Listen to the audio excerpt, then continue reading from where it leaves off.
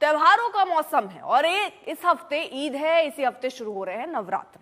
इन दोनों त्योहारों को लेकर शहर शहर तकरार देखने को मिल रही है। कहीं खाने का मुद्दा है तो कहीं त्योहार मनाने के तरीके का।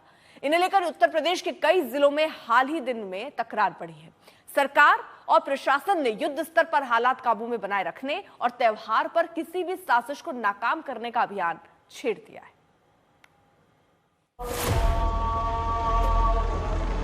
नमाज सकुशल संपन्न कराना हमारी जिम्मेदारी है। ईद के तुरंत बाद रामनवमी भी हमारे रहते कोई बवाल हो या कोई दिक्कत हो। मेरठ में फरमान, अलीगढ़ में फरमान, नमाज सकुशल संपन्न कराना हमारी जिम्मेदारी है। संभल में फरमान।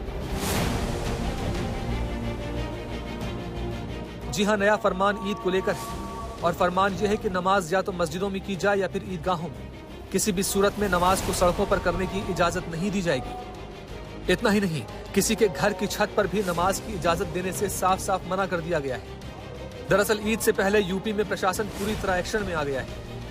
अलग अलग जिलों में मुस्लिम समाज के जाने माने चेहरों को बुलाकर बैठक की जा रही है। नए नियम बनाए जा रहे हैं, सुरक्षा इंतजामों को परखा जा रहा है।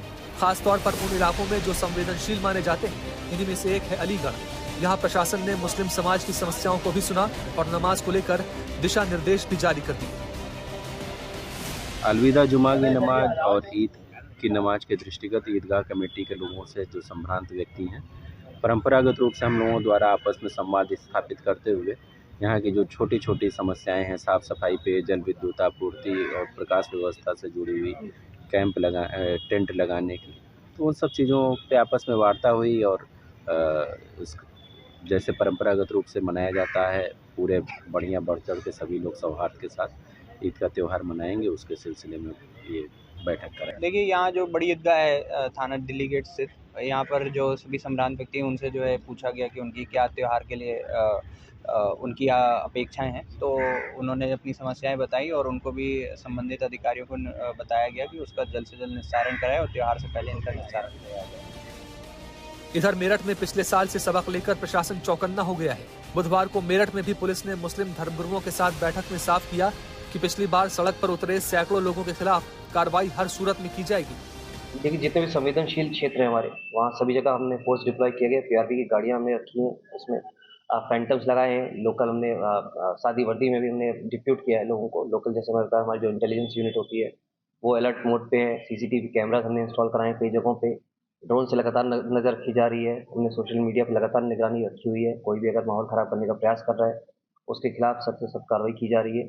हमारा पूरा प्रयास है कि जो भी हमारी ईद आ रही है, जितने भी त्यौहार आ रहे हैं, वो शांति से निकले। यूपी की योगी सरकार ईद, नवरात्र और रामनवमी को लेकर किसी भी तरह की गलती की गुंजाइश छोड़ने के मूड में नहीं है। हालात बिगाड़ने की साजिश रचने वालों से सख्ती से निपटने के प्रशासन को निर्देश दिए गए हैं। वैसे हिंदू और मुसलमान की बहस के बीच यूपी के सीएम और डिप्टी सीएम भी सख्त संदेश दे रहे हैं। 100 हिंदू परिवारों के बीच में एक मुस्लिम परिवार सबसे सुरक्षित रहता है, लेकिन मैं कहता हूं 100 परिवारों के बीच में एक हिंदू की बात तो दूर करिए, 100 मुस्लिम परिवारों के बीच में 50 हिंदू सुरक्षित रह सकता है क्या? नहीं रह सकता।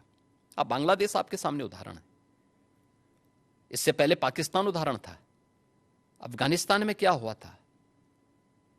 ये चीजें दिखाती हैं और होशियारी यही है कि कहीं धुआं उड़ रहा हो या किसी को ठोकर लग रही हो तो हमें ठोकर लगे इससे पहले हम संभल जाएं। मुसलमान न खतरे में है न हिंदू खतरे में। यहाँ सबका साथ सबका विकास हो रहा है और आगे होता रहेगा। ईद और रामनवमी आ रही, सुरक्षा यहाँ ईद और रामनवमी पहले भी होती रही है, आगे भी होती रहेगी, इस बार भी होगी। दो समुदायों के त्योहारों को लेकर यूपी में हालात हमेशा से संवेदनशील रहे हैं।